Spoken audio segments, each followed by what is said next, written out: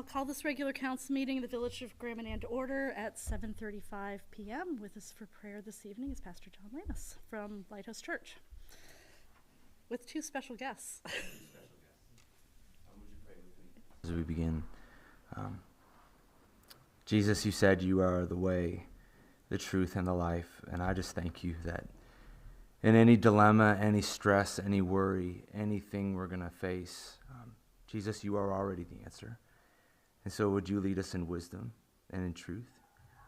Would your kingdom come and would your will be done in a place right here, right on Graminan, as it is in heaven. Amen. Amen. Thank you. A couple of things for opening remarks tonight. First of all, I want to lead off with a thank you to Bob Scott from NB Power. Bob has been the government liaison for municipalities and other levels of government for a long time.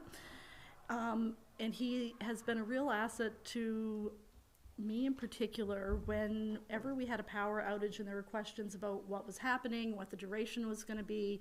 And I know we've had some of those where we've been providing updates to the public. Bob retired at the end of March, and I'm not sure if he's being replaced, but he is irreplaceable as far as I was concerned. So I am truly going to miss him, and he's been great to work with over the last 4 years. So I just wanted to give a shout out to him on behalf of the village. A second shout out would be to the Graminan Animal Welfare Rescue League, who had their spay and neuter clinic on the weekend. They looked after 48 cats, which is a tremendous asset to the island. It's all run by volunteers, and I understand they were missing some of their teenage volunteers, so they really had some extra people step up over the weekend. And it's not always the most glamorous job, but it certainly is appreciated, the work that they do. I expect we'll hear a little bit more about this maybe later on in the agenda, but I think we also have to give an acknowledgement to Kyle Maurer, Drifter, who's been doing an incredible effort fundraising for Action Ministries. I think he's really captured everybody's attention, and anytime you can convince 113 people to jump off a wharf in April, you clearly have got the will of the community behind you. So it's been a really cool fundraiser, and it's been a lot of fun to watch and see everybody get involved. So a shout out to him for all of his good work on that. And then just a couple things that council has done since our last meeting in March. We had a meeting on March 19th with the emergency measures, people in public safety, talking about risk management and developing our emergency measures plan. And we're currently working on that and are going to continue to follow that along. But all that to say, we appreciate them coming to the island, and I think for them it was a bit of an eye-opener what some of the challenges might be in the event of an emergency here, because it is certainly different than in other places. And then my final thing was Councillor Sturgeon and I attended a Union of Municipalities in New Brunswick meeting last week or the week before, in Fredericton. And one of the big things that was talked about there was the need for fiscal reform, which as municipalities have taken on more responsibility, there hasn't been the appropriate funding changes as well. All of our funds come from property tax, or at least most of them do. And so that is something that we'll be looking forward to. Hopefully this spring the changes will be brought into the government. So that was a bit of a lot, but there seems to have been a lot happen over the last couple of weeks, and I thought it was worth talking about. So, moving right along to number 4, which is disclosure of conflict of interest. Councillor Toll. 19.1 and 19.4. Okay. Anyone else? Okay. Next is adoption of the minutes. We had a special meeting on February 25th and our regular council meeting on March 17th.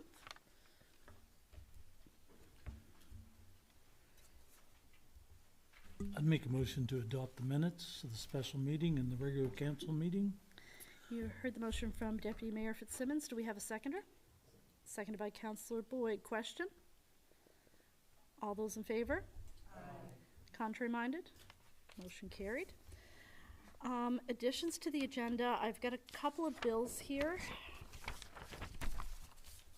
This is where hopefully I follow this. From the General Operating Fund, LSW, where Parts.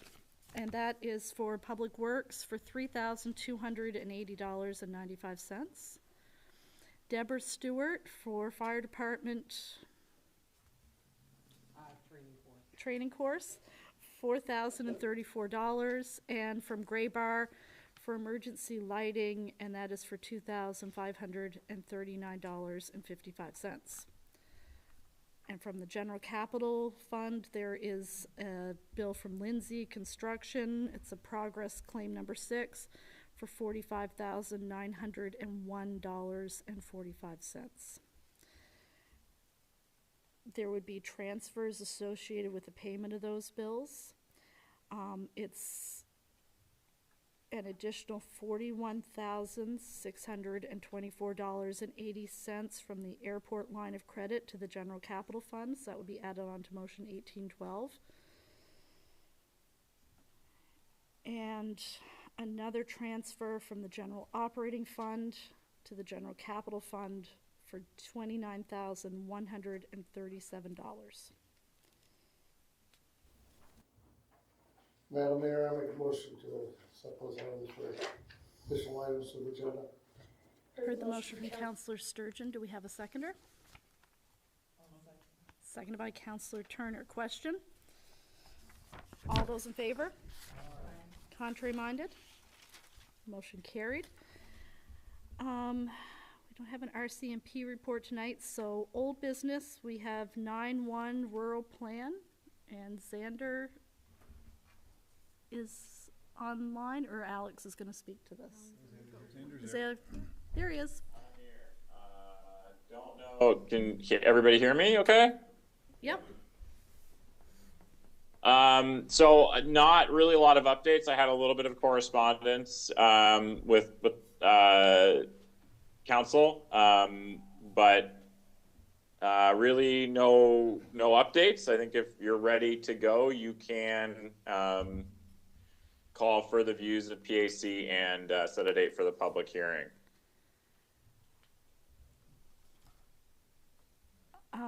I heard from a counselor just before the meeting that they had some technical issues, is how I'm going to word that, and have just read the plan over on the weekend. They have some questions, so I wonder if it's the wishes of the group. Do we want to have one more conversation with Xander before we go to public session, or just continue to do one-on-one, or what's?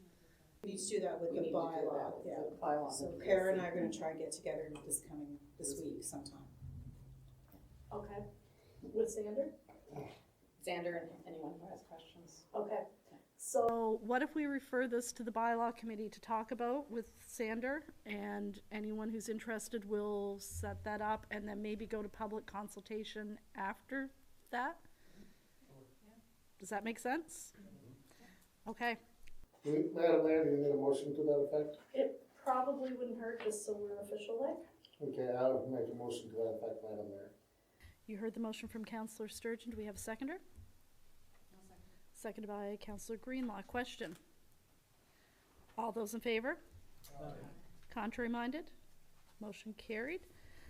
All right, Xander, we're going to tag you to talk to the bylaw committee and a few other members of council, and then hopefully we'll be ready after that, okay? Sounds good. Sounds good. Thank you.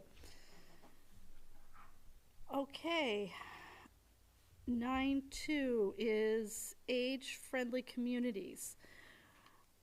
We had a conversation, or a presentation, I guess, from the Age-Friendly Communities group several years ago, 2 or 3 years ago. We've had some correspondence from them, but we've not really sort of focused our attention on it. It's maybe going to be how I word that. Is there still interest in pursuing this initiative? And if there is, does somebody want to take it on? Or do we just want to set this aside for a little bit and focus on some other things and maybe come back to it in a little bit? They're just looking for some sort of update from us on where we are, and I'm not really sure what to tell them right now. So, looking for some input from the group. Councillor Sturgeon. Yes, Madam Mayor, I know New Maryland very concentrated very much on this, and they had a initiative, and it was did some great things. It's no secret that our population is getting older, so So I think we should move in this direction. I guess I like for us to move in this direction, but I don't know if we need to necessarily go at it tomorrow. I guess that's the thing. So. Well, that's kind of the feeling that I was getting from around the table, is that we just didn't have anybody who was really going to spearhead it. So why don't we see if we table this and come back to it maybe even in the fall, and see once we get beyond summer if there's a renewed interest in it. Is that fair? And that gives us a response for them, so that they're not just sending us emails asking what we're doing, so we at least have some timeline for them. Is that okay? Maybe we could get some information from what they expect that to mean. They had different pillars, and we were supposed to set up a committee and do some research and those sorts of things. So maybe in the fall, it would make sense to have them come back and do another presentation for us and see what we're all thinking by then. Councillor Turner? We could let them know about the initiative regarding internet safety and all of that we are focusing on that. Yeah. So, yeah, that we're doing some things Yep. in the meantime. Yep. Good idea. Madam Mayor, if I may also make a humble suggestion. Of course. There was a lady, like I said, that really took this on in New Maryland. She was very dedicated, got some good things. It might be good for us to see if we can invite her to, or for her to get us her experience, shall we say, because I think we all want to realize the importance of this, and we want to do a good thing, so. Yeah, for sure. And we can learn from their good things and think from people's mistakes as well. For sure. Thank you. Okay. Anything else? All right. Delegations and special speakers. 11-1 is Grand Manan Action Ministries. Michelle Krupinski is going to come speak.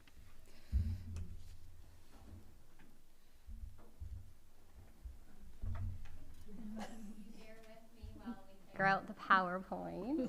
Thank you. No problem. Good evening, Madam Mayor and councilors.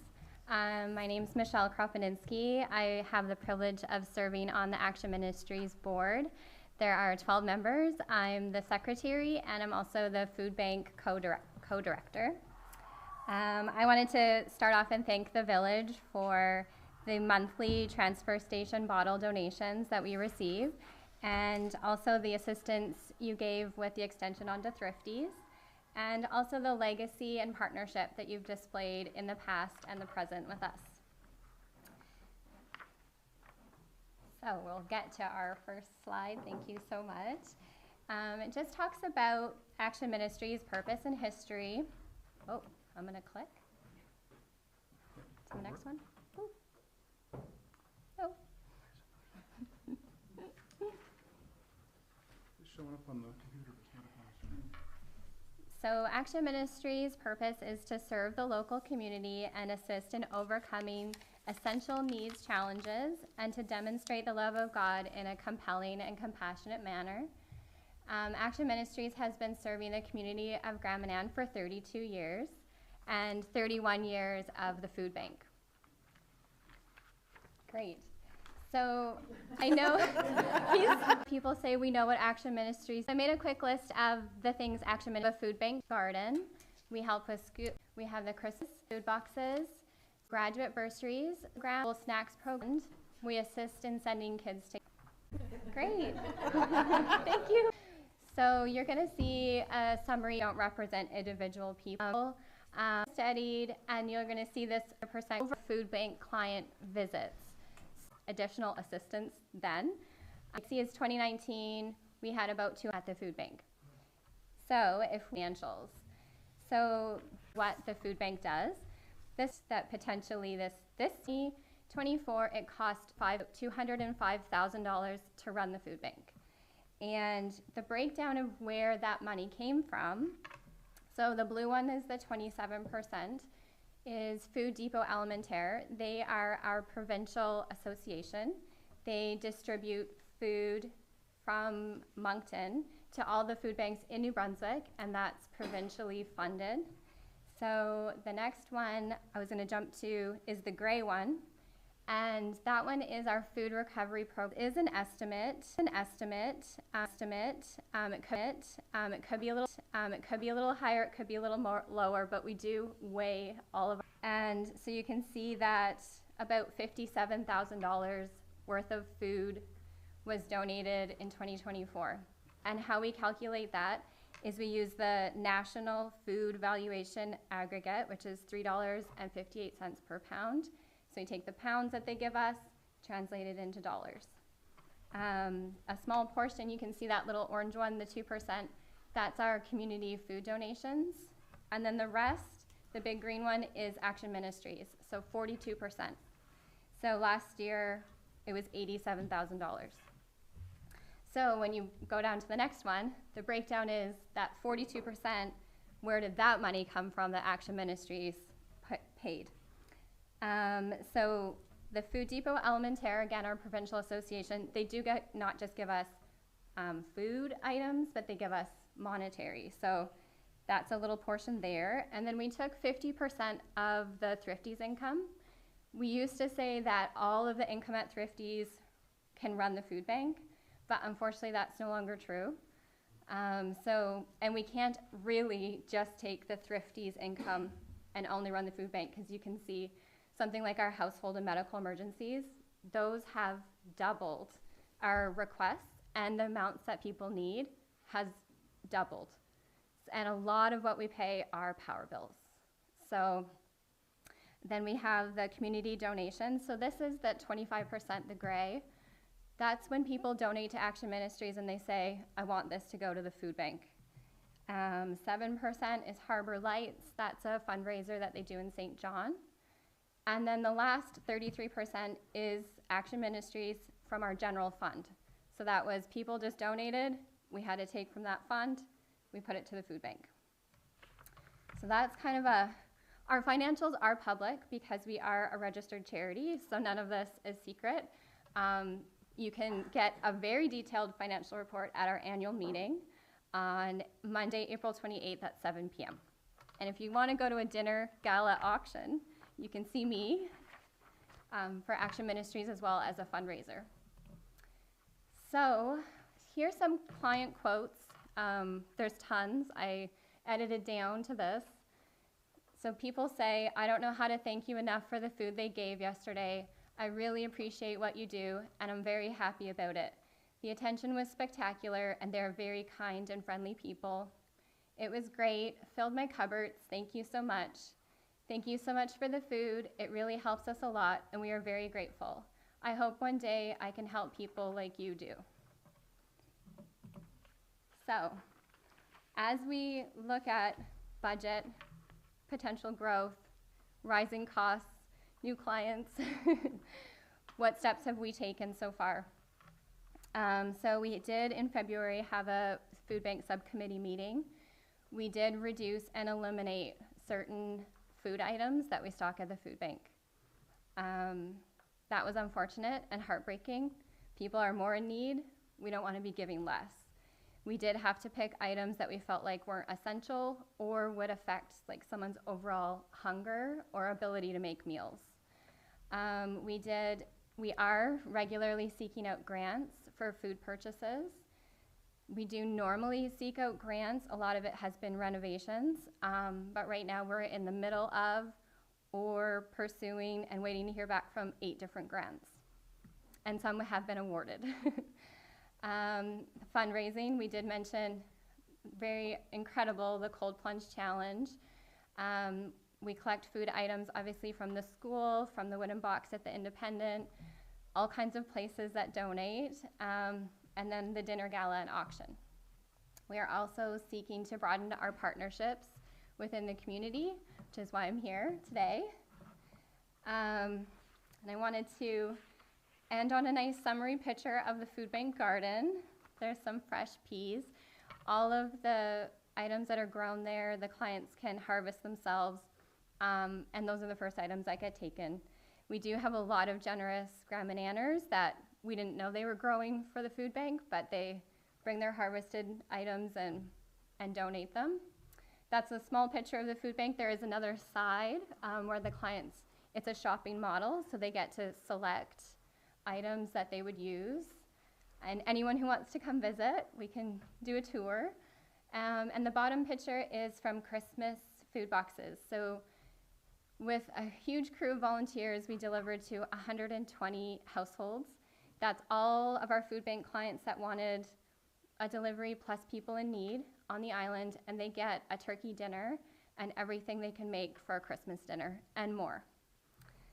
So in conclusion, on behalf of Action Ministries of Grand Manan Food Bank, we respectfully request to broaden our partnership with the Village of Grand Manan to help maintain availability and consistency of food service in the community, and therefore continue to build a more resilient program for individuals and families in need. Food purchases are not just an expense, but an investment in community stability and resilience. Thank you for the opportunity to share about this vital community service. Thank you, Michelle. Does anybody have any questions for Michelle before we let her run away? Councillor Sturgeon?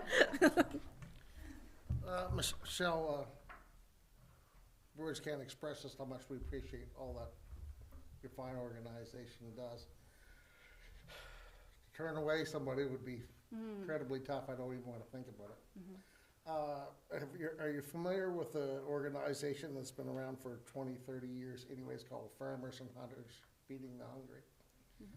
I do know, in speaking with the DNR in the past, that people can donate their game, like deer and such, and it's a very popular program throughout North America. And generally what they do is that they grind it all in Hamburg so that it's, because there's so much more you can do with it. So anyway, I think it'd be something worth looking into. Yes. And please. anyway, if you want to talk to me about it in Yes. the future or whatever kind of thing, feel Yes. free, so we can maybe get this off the ground. So. We will be in touch, yes. Okay, thank you. Anyone else? I found it interesting. I've talked to Michelle a couple of times over the last little bit, and until you actually start to understand it better, you really don't understand it. But I had no idea that I think you said that the food that you guys give is only supposed to be 40% of the family's monthly food consumption. They're still required to sustain themselves, hopefully in their own way, but you know that the food that you give them is pretty much all that family would get. I mean, we're really supplementing, and we do encourage everybody to use the food bank, and we haven't had to turn anyone away, thankfully. But we do know that we aren't just a supplement to people's grocery shopping. We're the only supply of food they get. So it is a one time a month that they're allowed to come. We are told that compared to the mainland, people leave with a trunk full. It's incredible, but we do allow a top up. If someone is struggling and it's an emergency, they're able to come again for the month. But we do supply we think about 10 to 14 days of food. Councillor Sturgeon? Yes, this is a hard question to ask, Okay. but I do appreciate the fact that people can only come there once a month, and something like 40%. You guys do a lot, as you already mentioned, about power bills, oil bills, things like that. What kind of a policy do you have for, can they come once a year, once every 10 years, or what's, for if anybody needs assistance, financial assistance in that regards, do you have any kind of policy, I guess, on that, I guess? It is difficult to be on a conferring team with requests. They're varied, and we have had to set guidelines because of the budget, because of rising costs and more requests. I'm not sure I can share publicly what those boundaries are, but we for sure twice a year at least, and do entertain every request. If it's a third or fourth, we're going to listen to it and discuss and confer. Anyone else? Councillor Green? Looking at your stats for the year, it's I don't know, scary or humbling or something. But does that ebb and flow month to month, or is it pretty steady? Like if there's 360, there's 30 a month, or? We do average about 48 visits a month. That represents about 115 individuals. And those statistics are posted monthly right at the wooden box at the exit of the Independent. And about 50 of those are kids. So we do find that most are regular visits, regular clients. We do welcome new clients every single month. And then we do find it does balance out in the sense that maybe someone didn't come that month. So we have stayed at about 48 households a month, pretty consistently, maybe the last 6 months, but the trend is slowly creeping up, especially where we continue to get new clients. So you know that that's gonna catch up some months, right?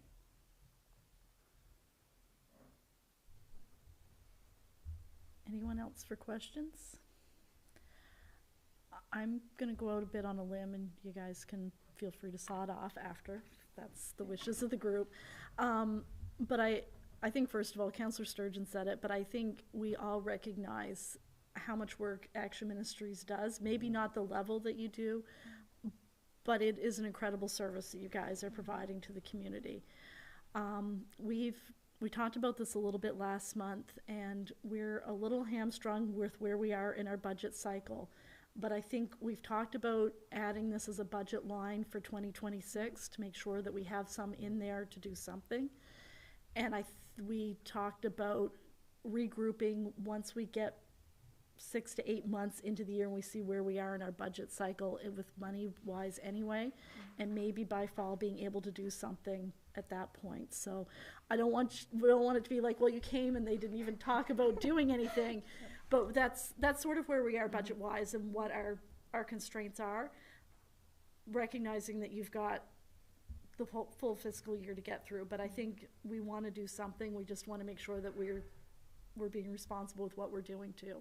But I think for coming year, this is something that we want to talk about, and like putting a line on the budget and making sure that we're doing something. So, because I think I just can't imagine not having the service in the community. So, is that fair? Yes. Okay. So, if there's no more questions, I'm going to say thank you to Michelle. Thank you very much for the opportunity, and you guys have partnered with us so much, and we thank you for your support. So, thank you. Thanks for coming. Okay, we're going to readjust our AV and move on to our next delegation, which is Rusty's Grub Hub.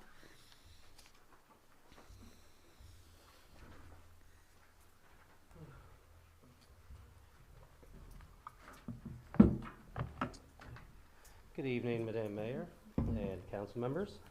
I am Rusty, or Tyler Green, from Rusty's Grub Hub, and we are hoping to find a forever home eventually. Feel free. All right.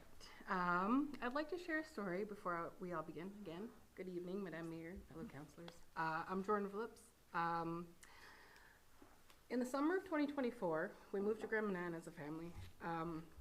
I previously secured a position in British Columbia to work at the award-winning Shambhala Music Festival. I was an overnight supervisor there, and in the chaos of everything, I had a gentleman come up to me, and I looked at him, and he was wearing a Grand Manan sweater across the country in British Columbia. My jaw dropped in that moment, and it just felt like everything was falling into place. So with that said, I'm here to speak on behalf of Rusty's Grub Hub. We have previously sent an email regarding our request to park at the community center. We're a community-focused business trying to provide services not yet provided in Grand Manan. We would like to focus our daily hours to be from 11 a.m. to 11 p.m. to help accommodate late-night travelers, and workers who miss the stores that close by 10 p.m. on Grand Manan.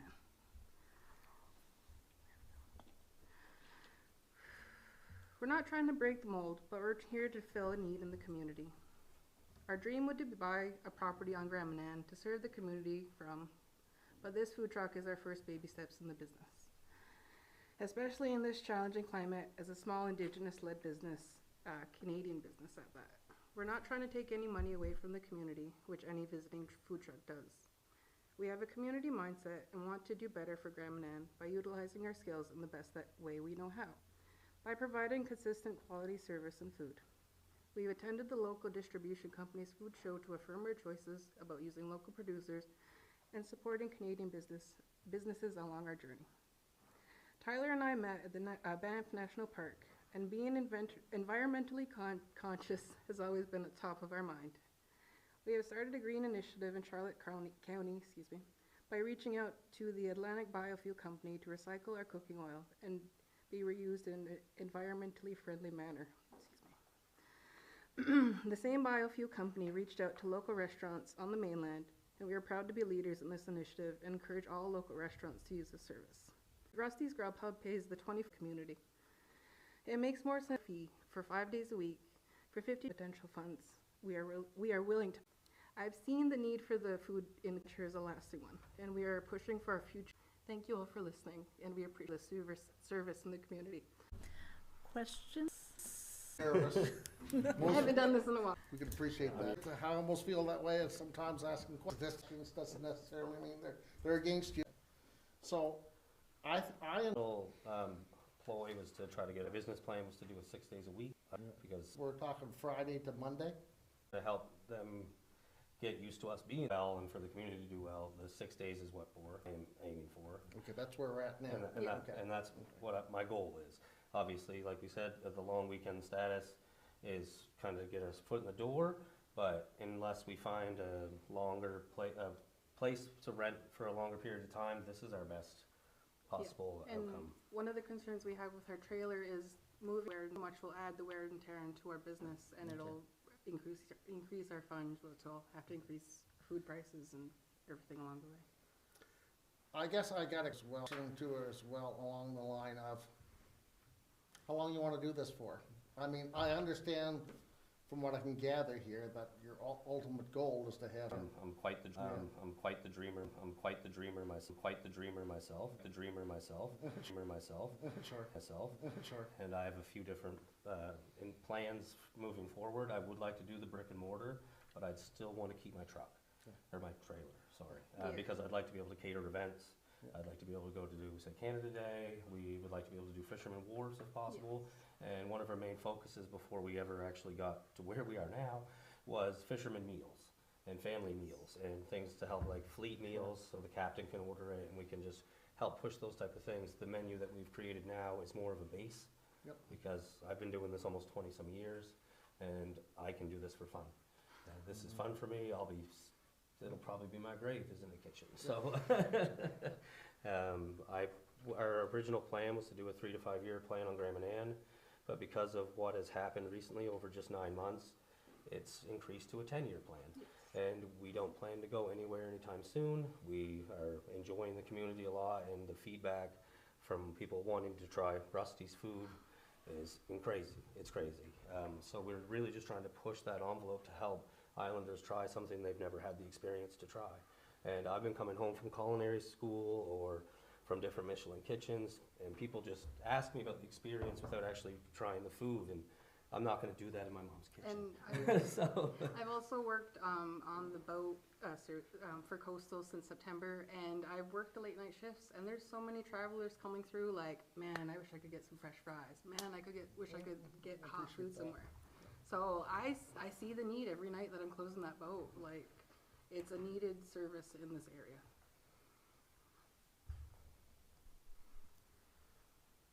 Anyone else for questions?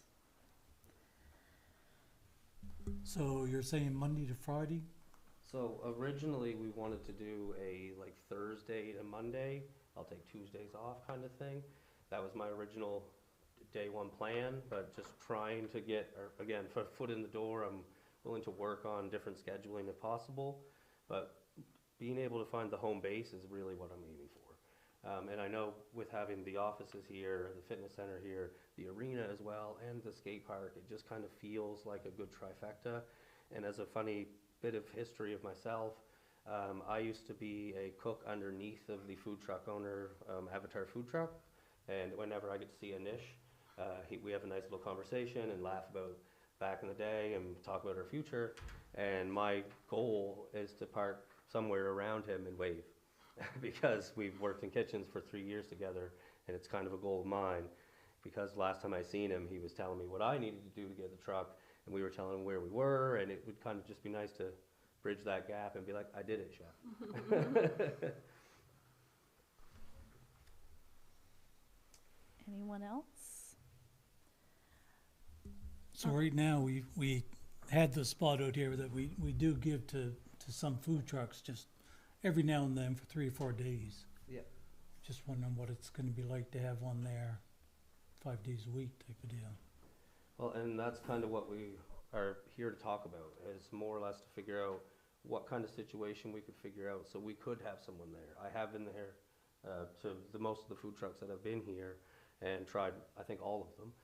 We'll call it research and development, if you will, but in the process, I've noticed usually there's only one truck. And if there was an instant where you did have two, then I'd be willing to try to make the move and go somewhere else, which also I'd like to point out, the splash pad would be a beautiful place. And I know that you have ownership over quite a few places that would be a great place to park, but I still have to talk to you guys about it.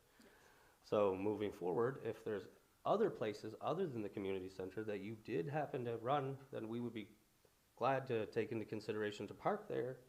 We just, again, first step is here, talking to you now. And other than this, we trying to find another lot that might, if everything went south, but other than that, we are hoping this is our plan A. Yeah. Councillor Sturgeon? I don't want to dominate, Madam Mayor. I want to give everybody a chance here. So, would you start this week, or when do you want to start? I guess if we. So ideally, we were hoping to be open for, we were gonna do a fish special for Good Friday. thank you. But we're in the process of finishing our inspection. Our trailer at the moment is getting wrapped, and then we have to transport it back and So get you're it not looking to adjusted. start tomorrow then? No, No. exactly. We still have probably within 3 weeks range to Okay. get officially going. Madam Mayor, if there's no other questions, okay, sorry, Philman, go ahead. Sorry, Councilor Green. Yeah, hi. This is not a question, it's more of a statement, I guess. The other food trucks that have come here have not come here without ruffling feathers of people who are bricks and mortar places who are paying taxes and doing all that. And I think we have to be sensitive to that, because to have a truck come in every summer for 3 days and then another one come in a month later for 3 days is probably not that detrimental to anyone. I'm not sure if we have someone here 5 days a week, if we could have that same discussion point with the people that are currently serving food. And we are willing to pay a rental fee to help bridge that gap moving forward, but I understand where you're coming from. In any other situation where we would be renting space from, it would be the responsibility of that owner to help cover the property taxes. And we're not trying to take away from any other business.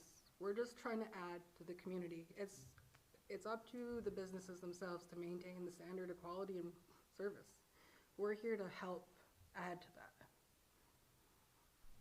Councillor Boyd, I saw you leaning into the mic. Yeah, if you were just limited over here for space, I don't know if they don't want me to talk or not. Yeah, just kind of piggyback a little bit off what Councillor Green said.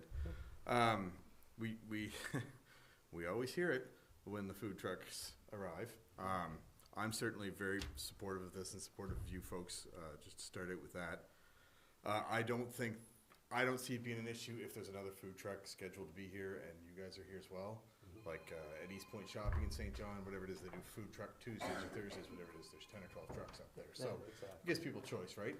You guys are going to build a customer base of local support, and of course, in the summertime, you're going to get campers and travelers and all that stuff that are gonna, so if there's 2 trucks out there selling food, well, I'm gonna eat at this one Monday night, I'm gonna eat at this one Tuesday night, right, sort of thing. So, I do think starting out, this is just my opinion, but I think 5-6 days a week it might be a little aggressive, in the startup stage anyways, cause we're gonna have to deal with, noise bylaws and all kinds of different policies we have to have you set up here. I guess, in going through this and reading back through some of your emails that we've had back and forth, my thought initially, and again, this is just me, I haven't bounced, this is new to everybody here, I was thinking potentially 2 long weekends a month to be parked here. And, you know, certainly if you want to park other places and move around, then we can be supportive of that too. But as far as being here, like we have the pavilion that is, families will rent for picnics. We have different activities and stuff going on here all the time. So I think, and again, just me, a good starting point would be to give you guys carte blanche, essentially 2 long weekends a month to start out and kind of see where we go from there. And I completely understand where you're coming from, but it's not just us, like you giving us the opportunity, we're also giving you the opportunity to have a consistent rent paid daily, like you would do for the trucks here. Yeah. So I get what you're saying, but at the same time, we're helping each other. And To back up to Councillor Green's point, we're offering a different service. We're opening from 11 to 11. There's no other services on the island that offer that late of a service. We're not trying to take away from breakfast. We're not trying to take away from any other restaurant Or in that coffee. regard. We're trying to add to a late night service that people, tourists coming from off the island are accustomed to having a McDonald's open 24 hours. But we just want to have that extra little bit of buffer time in the evening. It'll give us time to prep. It'll give us time to get ready for the next day, while we have those hungry people coming to service them. And going off that point, if we're not consistently here, it is the community that loses out on the rent, unless we can agree on a monthly fee. because when it comes down to it, we plan to find a Yeah. place to be forever. So if it was 1 to 2 days, that's understandable from your point of view, but what we're trying to do is find that place where we don't have to move Yeah, as consistently. because we can just secure a lot, pay a rent there, but then the community loses out on $9,000 a year. Action Ministries could potentially lose out on money that we could give back to them, but we were already planning on donating any tips that we got. We were already planning on doing stuff, but this would be another thing to give back. I'm just checking because I see Councillor Sturgeon leaning forward, and Sir, the Councillor Toll. Sorry, Councillor Sturgeon, you get bumped again. I have a question for you. What are you serving for meals? Are you serving the regular burgers, fries, onion rings, or are you doing something different, or? I'm from the Poutine Belt of Canada. So we do fresh cut fries, we'll be doing fresh gravies, we're doing fresh curds, we'll be doing all of Tyler's burgers that he's accumulated through his travels of working throughout Canada. And then while we have that menu, we'll also be doing what we call like our local menu, which will be utilizing all the ingredients that we can to provide a more budget-friendly meal for anybody who wants that option. So I've heard it a lot. One of the key things we did when making our menu was we had somebody say, we don't like all those new foods. We want something the same, but different.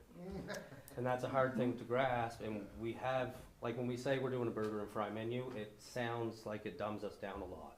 But I do gourmet fries, I do gourmet burgers, I do fresh cut fries, and that's our base menu. I actually have another menu planned out to do fisherman meals. We have thought process planned out to do student lunches because we don't have the cafeteria. And originally when we moved here 6 years ago with my daughter, we tried to do the coastal cafeteria, as some of you may have known of. So we've already tried to implement other menus. So the burger fry, loaded fry, the Dorito crusted matzo sticks I plan to make, those are all base menu. That's our money maker. And then we have our catering possibilities that we want to be able to do. We have our fisherman menus that we want to be able to do. Another thing, when I first came home from culinary school, I had one guy say, I'd pay you so much just to make me a lasagna. Mm-hmm. And like, just to do things like lasagnas, shepherd's pie, and things along those natures, nice casseroles. that we could sell as full meals, then that's another step in that That takes direction. pressure off the families that are working, that are on the water, that have kids at home that need to eat, and it's. So yes. I understand that, but that's also what everyone else, I know yours are gourmet, I'm sure they're fabulous, but it would be nice too to have something here that was not just what you can get at all the restaurants.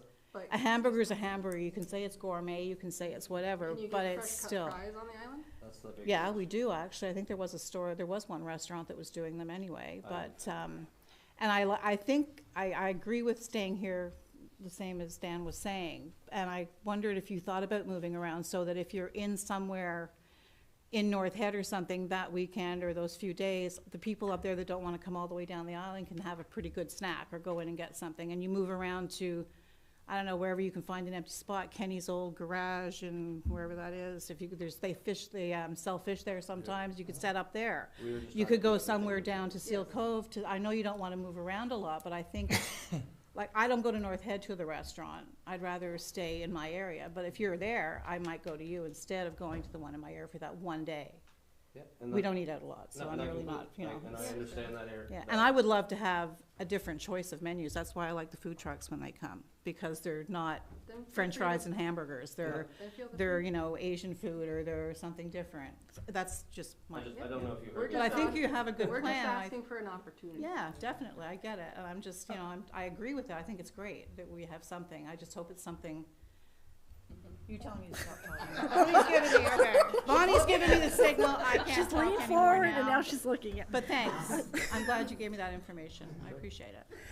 I think, we've heard a lot of perspectives. I think there's a lot of things to try to wrap up, and this is a little bit different than what we've normally done here as well. I'm going to make a suggestion that we ask the Properties Committee to have a look at this, to come up with a suggested policy / contract, something like that. See where we are, and then bring it back at the May meeting, if that's the wishes of the group. Councillor Sturgeon. Madam Mayor, that was exactly what I was going to suggest, so yes, and that we refer this to the Properties Committee. And also, it's important to establish policy in this regard so that, make sure that everybody gets fair and equal treatment. No, we don't pick winners or losers. Everybody wants to be treated the same, right? Exactly. Okay, thank you, Madam Mayor. So are we all okay with that? Yes. Okay. Thank you Thank you guys so very much. much for coming, Thank you. appreciate that. Okay. New business. Graham and Ann Library Board Member, CAO Rayner to speak. Thank you, Madam Mayor.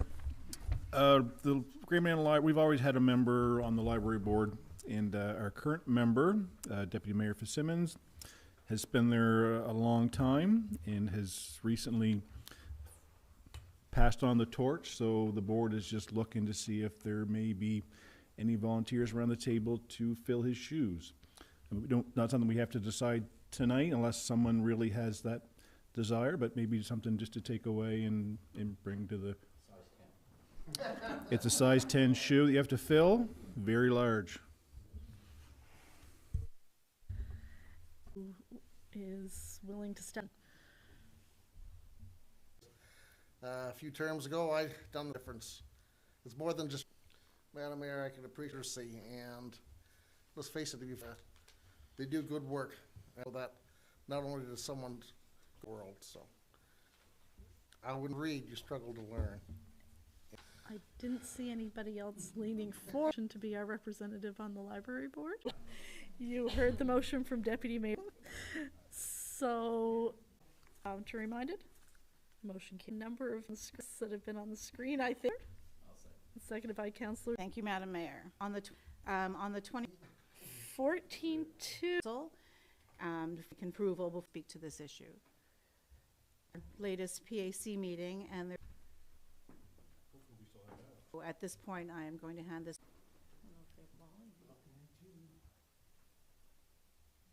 Oh, there we go. He had to run back. Turn up Jane's speaker. Not sure if anybody can hear me. Yes, we can. Okay. All right. I'll do my best here. So let me maybe just provide a little history. staff worked with the applicant, the small family, on village's subdivision bylaw requirements. So this subdivision proposal would work with the current 2022 rural plan bylaw, as well as the village's 1996 subdivision bylaw. Both of these bylaws currently require land for public purpose dedications. So this file was presented to the village's PAC on March 26, and that committee voted in favor of approving the plan as presented. Now, to finalize this approval, council needs to give its assent to this plan of subdivision. That would transfer to council the 6 hectares of new lands for public purpose, along with a 6-meter trail easement that would provide access to these lands. This would enable the developer of the 76-hectare parcel to do future subdividing without having to come back to council for more land dedications along the way. So essentially, this is one big land dedication. So there's several benefits to doing it this way. First, I think the obvious one is it leaves a very positive legacy for the small family, as well as council, because it would forever secure the hole in the wall, a major recreational and tourist asset of the island, and put it into public ownership. 2, it would guarantee access to the campground users to the hole in the wall. And 3, as I said, it would avoid council having to approve little parcels along the way as the developer lays out new streets for the 76 hectares, where you might have little land dedications that have less usefulness to council. So, yeah, overall, this is kind of a once-in-a-generation type of proposal that could leave a very positive, lasting legacy for both the small family who's proposing this, as well as council for receiving it, as well as enabling a more seamless subdivision process for lot 25-1, the 76-hectare parcel that's being created for future development. So overall, staff's opinion, this is a win-win. And yeah, if there's any questions, hopefully I can hear. Apologize, the technology is a bit challenging. Thanks, Alex. Questions, comments? Councillor Green? I'm glad that PAC had a long look at this and that your group over there had a long look at it, but I feel like we're being asked to be a rubber stamp because I've never heard or seen a drawing or anything about this. Maybe I missed a meeting somewhere, and I have no problem approving it, but in future I'd like to see just not a request for council on my agenda for that. I'd like to see some documentation, a sketch of the land and what's going on. But that's just me.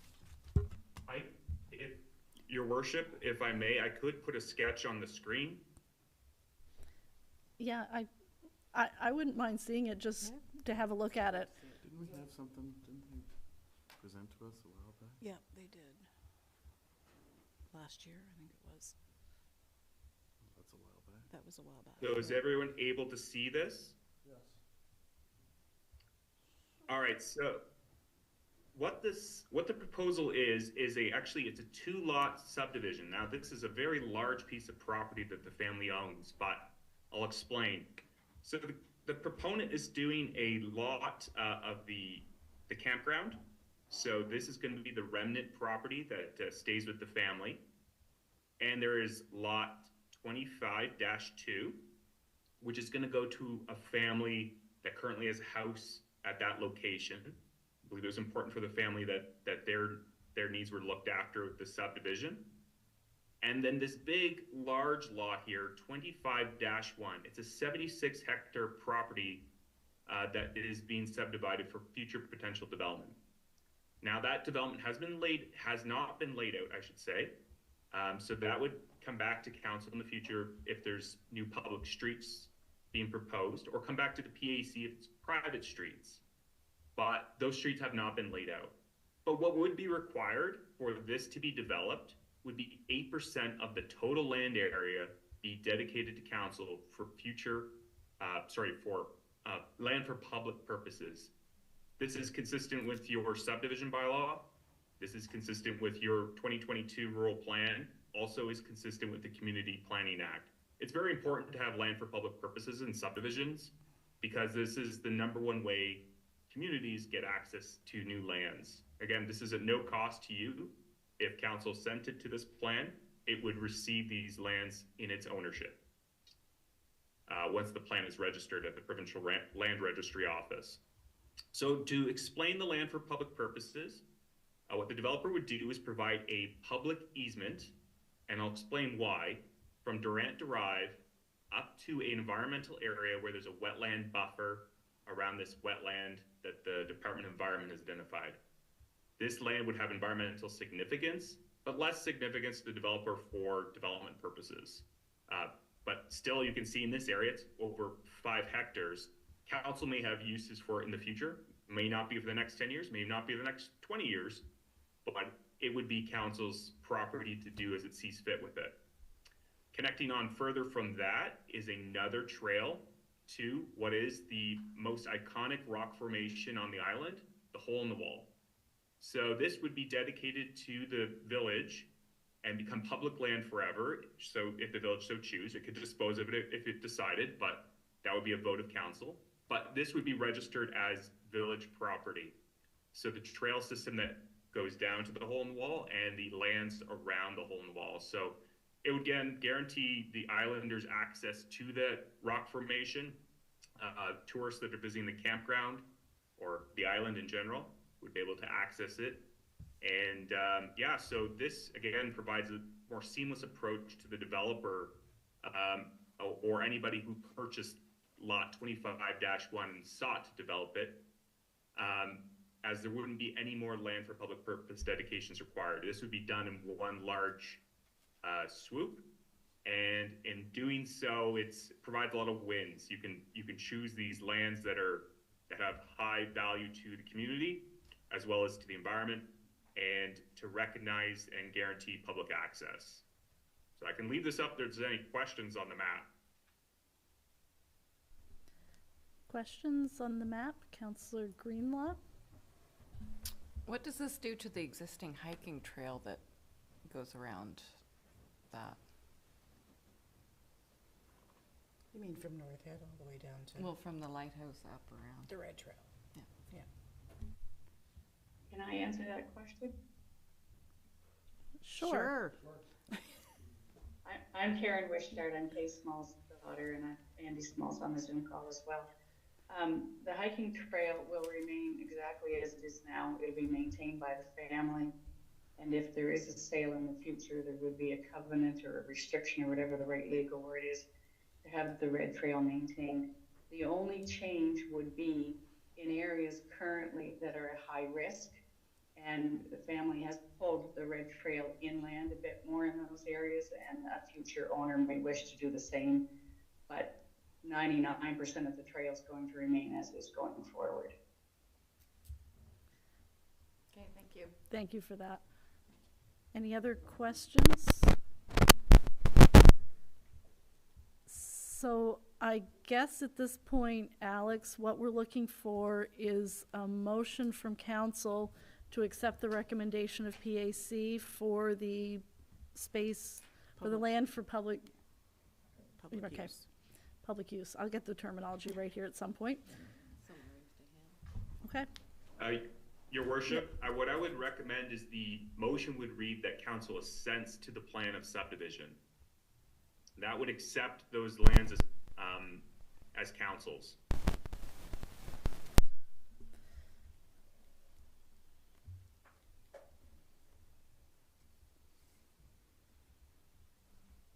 I'd make a motion to accept these lands. To assent to the plan of subdivision? That's it. Okay. You heard the motion from Deputy Mayor Fitzsimmons. Do we have a seconder? Seconded by Councillor Boyd. Question? All those in favor? Aye. Contrary minded? Motion carried. Thank you for the presentation, and I also think we need to say thank you for designating the hole in the wall to the village. Yes. I mean, that is a huge thing for us. I mean, Alex, you described it, but it's to know that that we'll have public access to that rock formation and those trails. I think that's a huge thing for the community. So thank you for that. We do appreciate it, and hopefully this will work out for everybody. So we're good with that? Thank you, guys. You can feel free to stay for the rest of our meeting or to enjoy the rest of your evening. I think I'll go, but thank you. Thanks for your time. I wish I could sign off I will too also some nights. depart, but yep. Have a good meeting, council. Thanks, guys. Thanks for hanging in there. See ya. You're welcome. Okay, 14, yeah, I didn't know what that was on the agenda. That was kind of, yeah, nice, surprise. Yeah.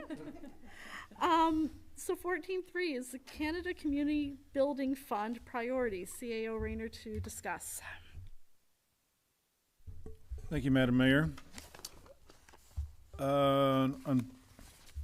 Unfortunately, looking at the rest of our agenda, I wonder if this is a good time to do this, but I've mentioned this a few times over the last year or so. We brought it up again just in January, that we're just about ready to finalize our 2023 audit. So once we do that, the province will be looking for us to submit our 2024 to 2028 plan, which pretty much gives them what the priorities would be. We have some projects that are still going to be carried forward to the next plan. One will be the transfer station waste reduction with the digester project. And we still have money left in for our roads, new bridge culvert that we put in there as well. But trying to streamline things a little bit, knowing that time is tight and they're going to be looking for this just as soon as they receive our 2023. The clerk and I went through the priorities over the last little bit and kind of put some on paper, knowing what some of the conversations have been around the table. So we kind of narrowed it down to a pool, expansion of our fire hall. As you all know, we've got a new fire truck coming in the hopefully very near future. And as of right now, to put it inside, a truck's got to come out because there's just not enough room. So the fire department has requested a meeting with public safety and probably buildings as well to discuss that. We've talked about the fitness center expansion, and this new round of funding allows for regional airports. So the upgrade to our AWAS system, which is vital to our medevac, could be something that we could add to that list. The mayor and I had several conversations with a group on renewable energy and the fact that we may be looking for an opportunity to do something either at the transfer station or here at the community center to help offset the demand that the community center and the arena uses, either through a large solar farm or wind.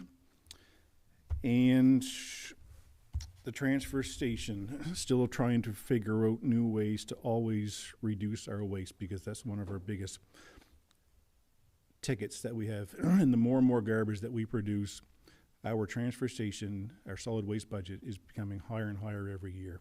So everything that we can pull out is going to save us in the long run. It's going to save us through trucking. It's going to save us through tipping.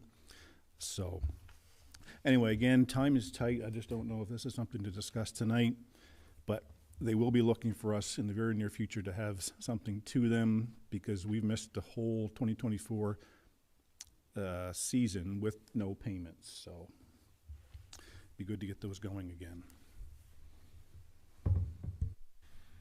Questions or comments, Councillor Green? Would it be possible for us to get those ones you just listed off? My penmanship, I didn't even try to write them down and keep up with it. And any of them that have rough numbers attached to them, and what we're looking at possibly getting for funding, so that we could probably, see how to cut that pie up. I mean, it's, we get about $1 million over that 5 years, which is a lot, but, I mean, the pool would take it all, or a fire hall expansion would probably take half it. I mean, it's it's hard to do, but I can put this in an email in the next couple of days, just kind of the way we've narrowed it down. And I have some cost on some of these. I have for the pool. I have do for the fitness center. It would just be, we don't really have. If we circulate that and then having a special meeting, agenda and be ready to talk about it there. Is that for donation, empowered to run?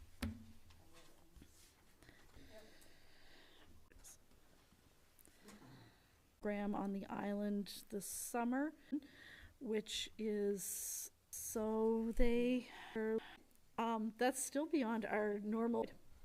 I know a little bit about this for bike and trail networks.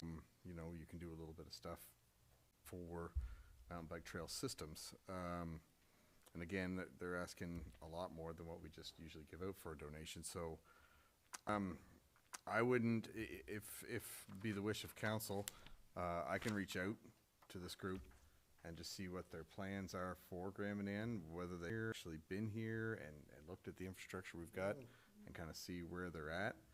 I know $200 is a long way off the $3,000 they requested, but I can certainly get more information before we make a final decision on this. And if they want what our donation list goes for, then great. And maybe we can help them some other ways that aren't going to come over this summer. But I would certainly reach out and report back to the group if that be the group's wishes.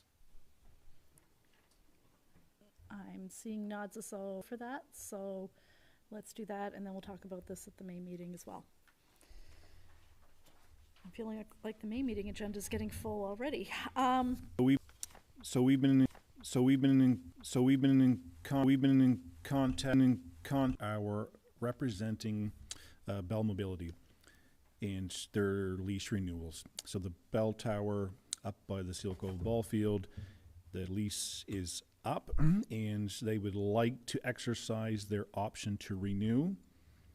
Currently, the annual rent is $1,400 per year. They are proposing a 10% increase to bring the annual rent to $1,540, effective January 1, 2026.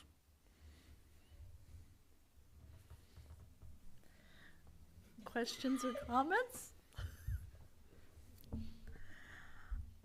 I'm going to make a suggestion, because I'm sure it's what Councillor Greenlaw is thinking over there. I think we should have a conversation with them, given some of the concerns around our cell coverage here on the island, particularly in the southern part of the island.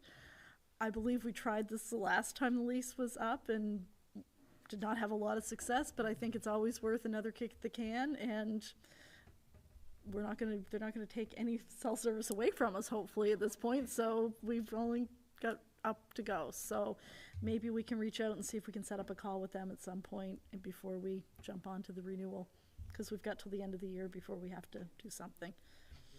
Is that fair? That was what you were thinking, wasn't it? All right, moving along. Approval to pay the following invoices from the General Operating Fund. Nixon Septic Services for airport rental, $2,070. Charlotte County Refrigeration for the bank building, $1,767.69. McGinnis Cooper on a dog issue, $8,428.83. Route 776 Tire and Auto for the wreck truck, $2,083.04. Home Hardware for the March statement is $2,110.48. We added LSW Wear Parts for Public Works, $3,280.95. Deborah Stewart for Fire Department course, $4,034. And Gray Bar for emergency lighting for $2,539.55. I'd make a motion to pay the invoices from the general operating fund. Heard the motion from Deputy Mayor Fitzsimmons. Do I have a seconder? Seconded by Councillor Greenlaw. Question? Councillor Boyd. The wreck truck, what's that $2,000 for? And is it something that could have potentially been covered by warranty, because it's pretty new? No, we installed a fifth wheel hitch. So they had to remove the box and drill the frame and fasten the hitch to pull the new trailer that we got for the equipment from MG Fisheries. Okay, no, that's kind, thank you. Councillor Green. And the emergency lighting, is that out in the rink? That's all the lighting in the community center, whether it's here or the arena, is all the same. So it's just getting old, and how we're slowly just replacing boards and batteries and stuff as they go, so. Anyone else for questions? All those in favor? Aye. Contrary minded? Motion carried.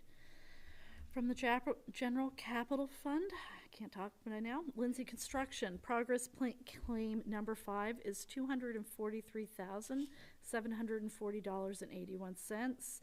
And Lindsay Construction for progress claim number 6 for $45,901.45.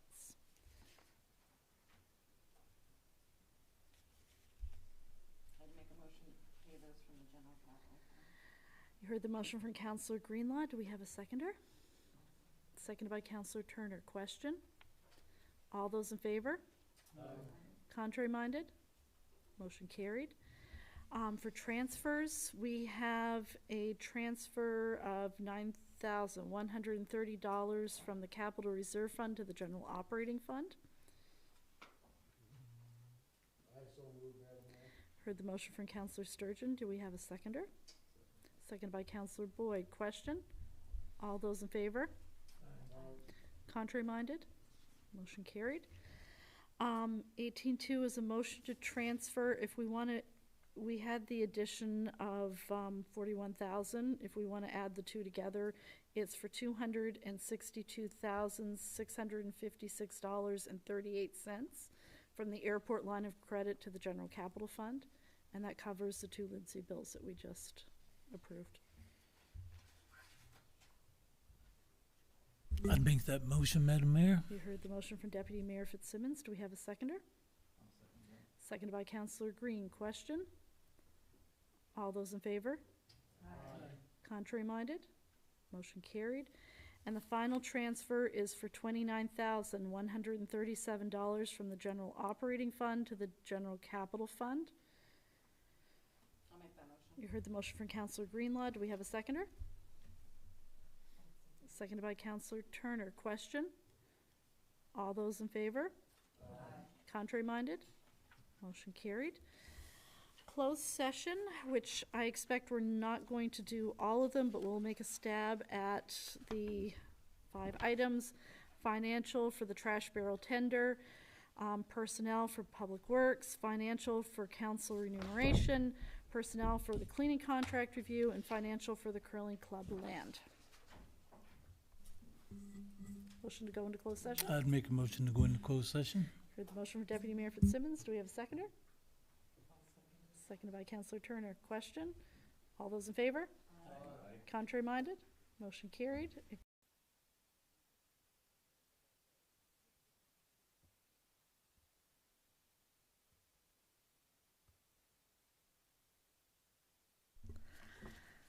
I'll recall this regular council meeting in the Village of Grand Manan to order. It's 10 to 10. We were in closed session to talk about the trash barrel tenders. I'm looking for a motion. I'd make a motion to accept the lowest bid. You heard the motion from Deputy Mayor Fitzsimmons. Do we have a seconder? Seconded by Councillor Green. Question? All those in favor? Aye. Contrary minded? Motion carried. The other items we went into closed session for. We are going to regroup at a special meeting later on this week to finish the discussion on. We were not able to finish the conversation. So with that, we are nearing the end of our meeting time. Our next regular council meeting will be here May 5th at 7:30 p.m. I'd make a motion to adjourn. Thank you very much.